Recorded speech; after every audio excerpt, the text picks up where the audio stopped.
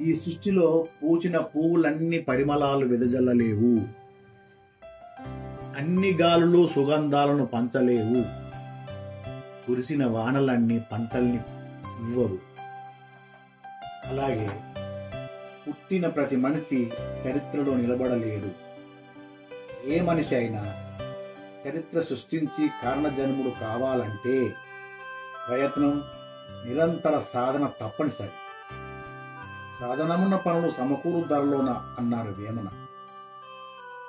నిరంతర అభ్యాసం ద్వారా మాత్రమే ఎలాంటి వాళ్ళైనా అసాధ్యాలను సుసాధ్యాలు చేయగలరు.